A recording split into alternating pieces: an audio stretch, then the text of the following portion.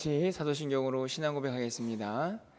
전능하사 천지를 만드신 하나님 아버지를 내가 믿사오며 그 외아들 우리 주 예수 그리스도를 믿사오니 이는 성령으로 잉태하사 동정녀 마리아에게 나시고 본디오 빌라도에게 고난을 받으사 십자가에 못 박혀 죽으시고 장사한 지 사흘 만에 죽은 자 가운데서 다시 살아나시며 하늘에 오르사 전능하신 하나님 우편에 앉아 계시다가 죄리로서 산 자와 죽은 자를 심판하러 오시리라. 성령을 믿사오며 거룩한 공예와 성도가 서로 교통하는 것과 죄를 사하여 주시는 것과 몸이 다시 사는 것과 영원히 사는 것을 믿사옵나이다. 아멘. 우리 찬송가 366장 찬양드리겠습니다.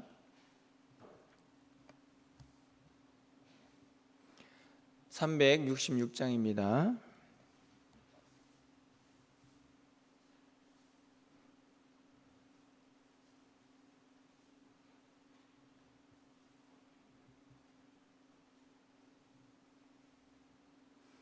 어두운 내 눈 밝히사 진리를 보게 하소서.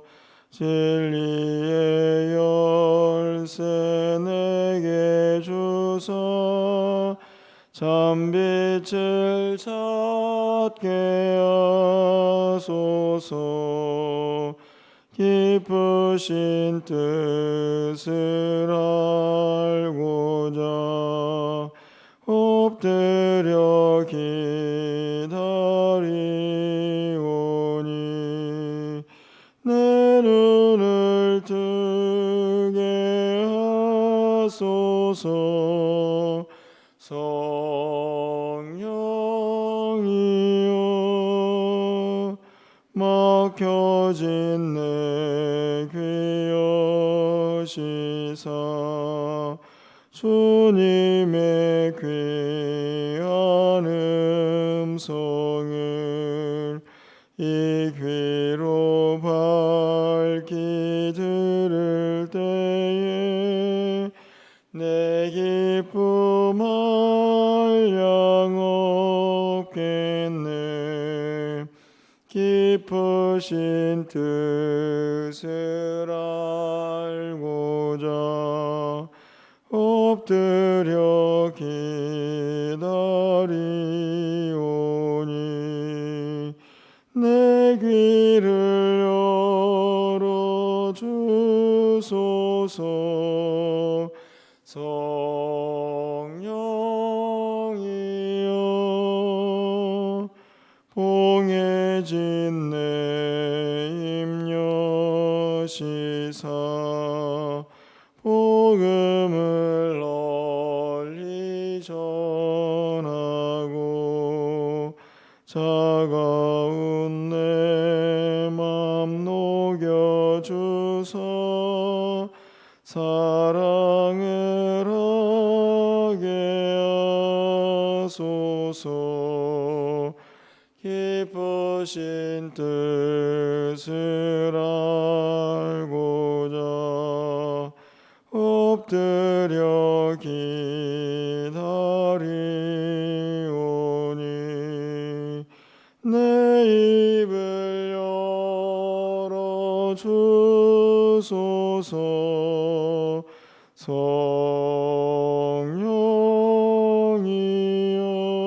성령이여. 아멘. 하나님 말씀은 예레미야 37장입니다. 1절에서 10절까지 말씀을 교독하겠습니다.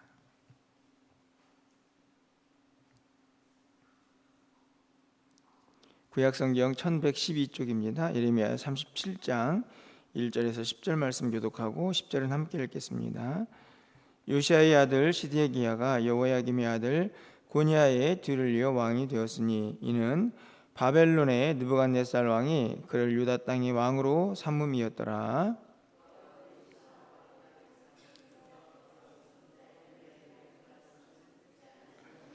시드기야 왕이 세르미야의 아들 여우갈과 마아세야의 아들 제사장 스바냐를 선지자 예레미야에게 보내 청하되 너는 우리를 위하여 우리 하나님 여호와께 기도하라 하였으니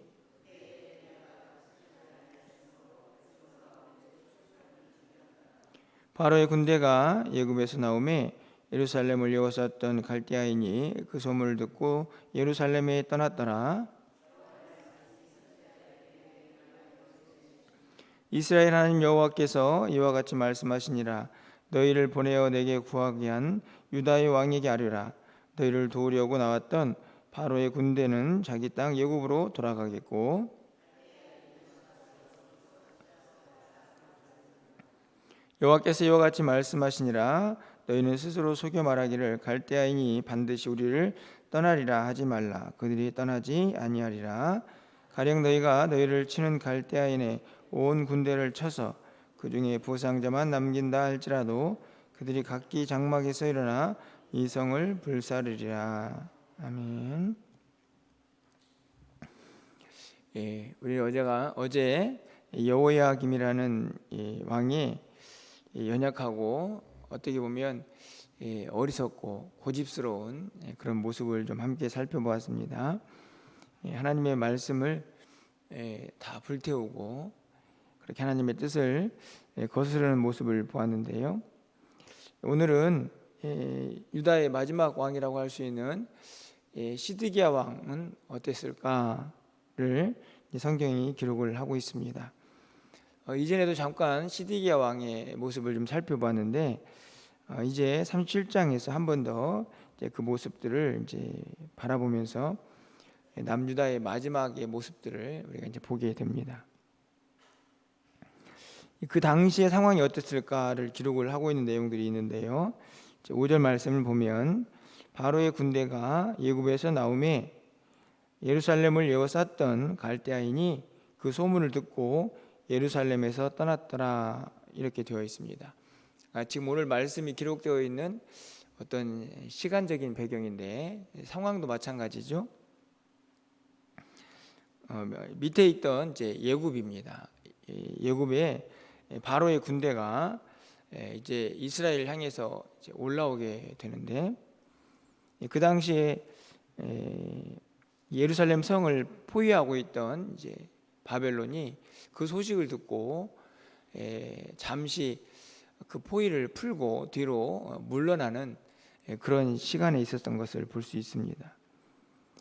보통 한 1년 6개월 정도를 이 예루살렘을 바벨론이 포위를 하고 이제 전쟁을 하게 되는데 그 가운데에서 이 애굽 때문에 잠시 자리를 이제 포위를 푸는 그런 시간의 상황을 오늘 본문이 기록을 하고 있는 것입니다. 시드기야와 또 그 백성들의 모습은 그 당시 어떠했을까 좀 살펴보게 되는데 2절 말씀입니다. 그와 그의 신하와 그 땅 백성이 여호와께서 선지자 예레미야에게 하신 말씀을 듣지 아니하니라. 굉장히 좀 안타깝지만 성경은 아주 분명하게 말씀이 시작이 되고 있습니다. 그들이 예레미야 선지자를 통해서 하신 하나님의 말씀을 순종하지 않았다, 듣지 않았다 이렇게 기록을 하고 있습니다. 그 과정에서 3절 말씀을 보니까요 조금은 좀 특별한 행동도 보인다라는 생각이 듭니다. 3절 말씀을 보니까 시드기야가 여우갈과 또 스바냐를 예레미야에게 보내어서 청을 하는데 무슨 청을 하고 있습니까? 너는 우리를 위해서 우리 하나님 여호와께 기도하라. 기도를 요청을 하고 있는데 여기서 좀 질문이 생깁니다. 분명히 2절에서는 하나님 말씀을 듣지 않는다고 하는데 기도 요청을 했다. 뭐 어떻게 보면은 야 그래도 하나님께 기도하는 거 보니까 아직 믿음이 살아있네 뭐 이런 생각을 할 수도 있을 텐데 여러분이 생각하기에 뭘 위해서 기도해 달라고 했을 것 같습니까? 여러분이 한번 말씀을 좀 묵상하시면서 좀 추측을 해보시면 분명히 기도 요청을 하고 있는데 무슨 기도 요청을 하고 있을까요? 저는 우리의 모습이랑 뭐 다르지 않다고 생각이 드는데 보통은 어떤 기도 요청을 하게 되냐면 지금 처해져 있는 그 상황이 빨리 해결되기를 바라는 그런 기도 요청을 하게 되죠. 그러니까 아마 3절에서도 이 왕이 예레미야에게 요청한 기도의 내용은 너는 우리를 위해서 기도해라, 그런 모습을 보니까 아마도 이 바벨론이 빨리 물러가고 우리가 이곳에서 자유를 누릴 수 있으면 좋겠다 하는 그 상황의 어떤 모면을 위한 그런 기도가 아니었을까, 그런 기도를 요청하는 것은 아니었을까, 이런 생각이 듭니다. 저는 우리의 모습을 보면 이 부분을 충분히 이해할 수 있지 않을까 생각이 드는데요. 그런데 여러분 생각하기에 빨리 바벨론을 물러가고 우리가 자유를 누리면 좋겠습니다라고 하는 그런 기도가 하나님의 뜻에 맞는 기도입니까? 아니면 우리의 욕심을 위한 기도입니까? 이런 질문이 또 들게 되죠. 분명히 말씀을 드리고 싶은 것은 하나님의 뜻은 이미 오래전부터 선포가 되었습니다. 바벨론에 항복해야 된다. 바벨론에 멸망당하는 것이 하나님의 뜻입니다. 안타깝지만 우리를 위해서 기도를 하는 게 아니고 하나님의 뜻을 묻는 기도를 해야 되는 그런 상황이라는 말씀입니다. 5절 말씀을 가서 보면요, 아까도 읽었지만 바로의 군대가 애굽에서 나오죠. 왜 나왔을까요? 여러분이 다른 성경 말씀을 보면 이 유다에서 애굽에게 도움을 요청합니다. 우리를 좀 도와달라. 그 말을 듣고 오늘 7절 말씀에 보니까 너희를 도우려고 나왔던 바벨론의 군대, 이렇게 되어 있죠. 그러니까 도움을 주려고 나왔는데 거기에는 이제 도움만 있는 것이 아니고 정치적인 이유도 있습니다. 바벨론이 계속 밀고 내려오니까 애굽도 위협을 느꼈던 거죠. 그래서 더 이상 못 내려오게 하려고 어떻게 보면 전선을 이스라엘 쪽으로 이제 묶어두려고 출정을 한 것입니다. 하지만 중요한 것은 이 또한 하나님의 뜻은 아닌 거죠. 아까도 말씀을 드렸지만 하나님께서는 이스라엘 백성들에게 바벨론의 멍에를 매야 한다고 말씀을 하셨습니다. 그런데 백성들은, 왕은 또 여전히 살 길을 찾으려고 또 도움의 손길을 구하고 있는 것이죠. 이 백성들의 마음을, 또 왕의 마음을 좀 더 분명하게 알게 되는 사건이 하나 발생을 합니다. 어떤 사건이냐면 아까도 말씀드렸던 것처럼 갑자기 애굽에서 올라오니까 이 바벨론이 그렇게 강력하게 포위를 하고 있던 그 포위를 풀어버리는 거죠. 그러니까 잠시 예루살렘을 떠나게 되는 것입니다. 그때 어떤 생각이 들었을까요, 여러분들?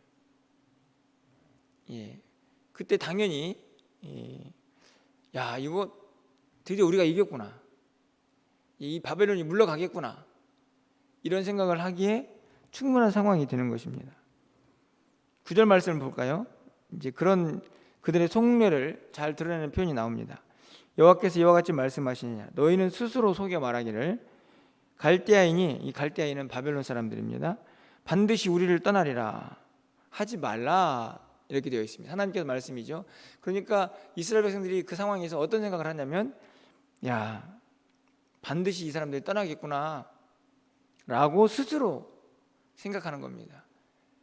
이게 무슨 말이냐면 자기 스스로 그 분위기에 취해가지고 하나님의 뜻과는 전혀 상관없이, 그래 그거 봐라, 바벨론이 어떻게 이방인들이 우리를 이길 수 있어, 막 그런 생각을 하면서 교만하고 착각하는 그런 상태를 보여주고 있습니다. 제가 몇 가지 말씀들을 드렸는데 결국에는 아직도 왕과 백성들은 하나님의 뜻을 온전히 깨닫고 그것을 순종할 생각이 없어 보입니다. 그런데 하나님의 뜻은 너무나 분명하죠.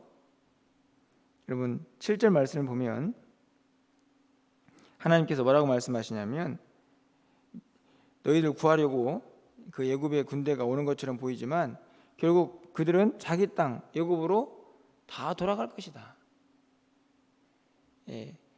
그들이 궁극적으로 이스라엘을 지켜주지 못할 것이다. 착각하지 말라는 말씀이죠.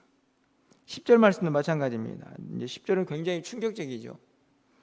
가령 너희가 너희를 치는 갈대아인에 온 군대를 쳐서 그 중에 부상자만 남긴다 할지라도 그들이 각기 장막에서 일어나 이 성을 불사르리라.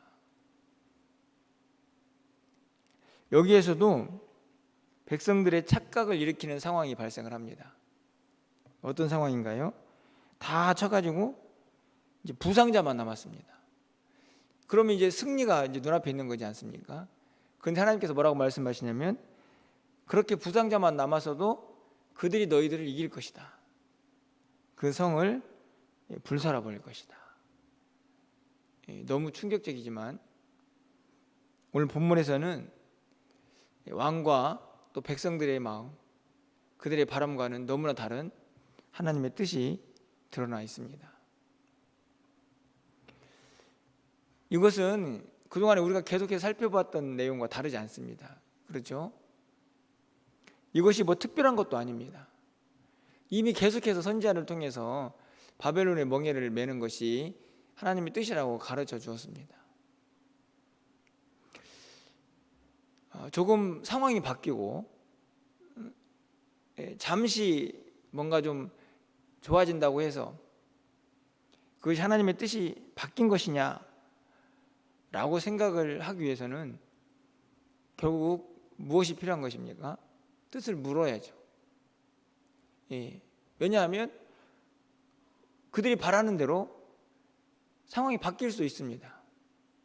중요한 것은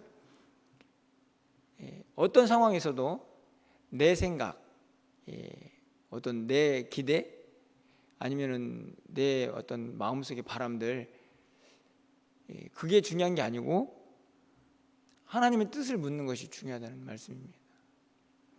상황이 뭐 나빠지든 아니면 상황이 좋아지든 하나님이 이 모든 것을 통해서 뭘 원하시는가, 이것이 하나님의 뜻인가 라는 사실을 우리가 항상 물을 수 있어야 한다 하는 것입니다.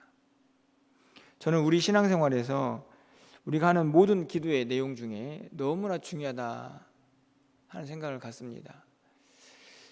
아까도 말씀을 드렸지만 우리의 모든 기도는 안타깝게도 일방적입니다. 무슨 말씀이냐면 내가 처한 상황을 빨리 벗어나기를 바라는 그런 간절한 마음들을 아뢰을 때가 많이 있습니다. 우리는 연약하기 때문에 그런 기도를 하나님께서 무시한다 라고 말할 수는 없겠지만 그와 동시에 우리는 또 물을 수 있어야 합니다. 하나님, 이런 상황에서 하나님이 저에게 원하시는 것은 무엇입니까? 하나님의 뜻은 무엇입니까? 라고 물을 수 있어야 한다는 것이죠. 사실은 결코 쉽지 않습니다. 사실은 이렇게 말씀을 통해서 말씀 속에 있는 내용들을 전하고 또 우리가 듣고 있지만 이런 믿음을 간직하는 것이 참 어렵다 하는 생각을 많이 합니다. 하지만 그럼에도 불구하고 우리는 하나님의 뜻을 묻는 그 일을 절대로 멈출 수가 없는 것이죠. 그 이유는 오늘 본문에서 9절에 있는 말씀처럼 스스로 속여서 하나님의 뜻과는 거리가 먼 그런 판단, 그런 생각, 그런 행동을 해서는 안 되기 때문입니다. 여러분, 우리가 매일매일 기도해야 하는 이유는 다른 데 있지 않습니다. 하나님의 뜻을 묻는 거죠. 어제 저희가 수련회 답사를 이제 좀 갔다 왔는데요. 청년부가 수련회를 이번에는 강화도로 가기로 했는데 한 곳에 머무르는 게 아니고 그 강화에 있는 기독교 역사를 좀 이제 보고자 이제 계획을 세웠습니다. 그래서 가야 할 곳들을 이렇게 탐방을 이제 해야 했는데 이제 비 소식이 강화에 큰 비가 예상되는 그런 예보가 있었습니다. 제가 어떻게 기도했을까요? 하나님께 기도했죠. 하나님, 답사를 가야 하는데 비가 오면 어떻게 합니까? 비가 오면 얼마나 답사가 어렵겠습니까? 라고 기도하죠. 하지만 한편으로는 또 이렇게 기도합니다. 그래도 하나님의 뜻대로 이루어져야 하는 거죠. 하나님께서 비를 통해서 또 우리에게 하실 말씀이 있을 수도 있고, 비를 통해서 또 하나님께서 우리에게 주실 은혜가 예비되어 있을 수도 있습니다. 그 비가 오고 안 오고가 하나님의 뜻과 어떻게 연결되어 있는지 우리의 생각이 아닌 그분의 생각을 물을 수 있는 그런 기도가 되어야 한다 하는 말씀입니다. 감사하게도 비가 오질 않아서 안전하게 그렇게 또 잘 일정들을 마치고 돌아왔는데요. 우리가 믿는 것은요, 내가 처한 상황 속에 무조건 하나님이 그 상황을 바꿔주실 것이다, 그런 믿음이 아닙니다. 우리가 믿는 것은 하나님은 살아계시고 내 모든 상황을 하나님이 보고 계신다, 하나님의 뜻대로 이루어질 것이다, 그것을 믿는 거죠. 그렇기 때문에 하나님은 말씀하십니다. 우리가 이미 알았던 예레미야 33장 3절 말씀에 보면, 너는 내게 부르짖으라, 내가 내게 응답하겠고 내가 알지 못하는 크고 은밀한 일을 내게 보이리라. 하나님의 약속입니다. 부르짖으면 응답하시겠다, 보여주시겠다. 뭘 보여주시나요? 하나님의 뜻을 보여주시겠다는 말씀입니다. 하나님의 약속이니 우리가 이 약속을 붙잡고 그 상황이 뭐 좋든 나쁘든 하나님의 뜻을 구하면 되는 것이죠. 그리고 그렇게 뜻을 구하면서 한 걸음 한 걸음 나아가면서 어떤 상황이 펼쳐지든지 간에 그 안에 하나님의 뜻이 있을 것이다, 하나님이 우리 모두를 붙잡고 계신다, 우리를 바라보고 계신다, 우리와 함께 하신다, 그런 믿음을 간직하는 것입니다. 이것이 오늘 이 시드기야 왕과 그 백성들이 취했던, 스스로 속여서 하나님의 뜻과는 거리가 먼 자신의 생각이 혹시 하나님의 뜻이 아닌가라고 착각하는 그 실수를 우리가 범하지 않는 매우 중요한 신앙의 원리라는 것을 우리가 기억해야 한다 하는 말씀입니다. 오늘도 여러분 기도하러 나오셨죠? 우리가 해야 할 기도가 많이 있지만 항상 우리는 우리 모든 기도 가운데 하나님의 뜻이 이루어지는, 그리고 하나님의 뜻이 무엇인가를 혹시나 혼란스럽다면 그 뜻을 묻는 기도가 우리의 기도해야 한다는 사실을 여러분 다시 한번 기억하시면서, 오늘도 그 하나님과 동행하시면서 또 하나님의 뜻을 알아야 행하고 이루어가지 않겠습니까? 그 뜻을 각자의 자리에서 잘 성취해가는 오늘 한날 우리 모두의 삶이 될 수 있기를 주님의 이름으로 간절히 축원합니다. 기도하겠습니다. 사랑의 하나님, 우리가 얼마나 어리석고 또 욕심이 많은 사람들인지 고집불통인지 우리는 너무나 잘 알고 있습니다. 오랜 시간 동안 신앙생활하고 있지만 우리는 하나님의 뜻을 구하기보다는 늘 내 생각 그리고 내 바람, 내가 원하는 것들을 하나님께 일방적으로 통보할 때가 얼마나 많이 있었는지 다시 한번 돌아봅니다. 오늘 시드기야 왕과 그 백성들의 모습에서 스스로 속여서 잠시 상황이 좀 달라졌다고 하나님의 뜻을 착각하는 그 어리석음이 혹시 우리에게 있지는 않은지 다시 한번 돌아보게 하시고, 오늘도 겸손히 엎드려 주의 뜻을 묻고 하나님의 뜻을 이루어갈 수 있는 우리 모두가 되게 하여 주시옵소서. 오늘 우리에게 주어진 상황에 우리가 이리힐비하지 않게 하시고 늘 겸손하고 우직하게 믿음의 길을 걸어갈 수 있는 하나님의 사람들이 다 될 수 있도록 주께서 역사하여 주시옵소서. 부르짖고 간구할 때에 하나님의 크고 은밀한 일을 보여주시겠다고 하시는 하나님의 약속의 말씀을 붙잡고 오늘 또 부르짖을 때에 하나님의 뜻이 우리의 삶 가운데 펼쳐지고 그 뜻을 분별해낼 수 있는 영안들이 다 열려지게 하여 주시옵소서. 오늘 우리 기도 가운데 함께 하시고 특별히 비전 트립이 출발을 합니다.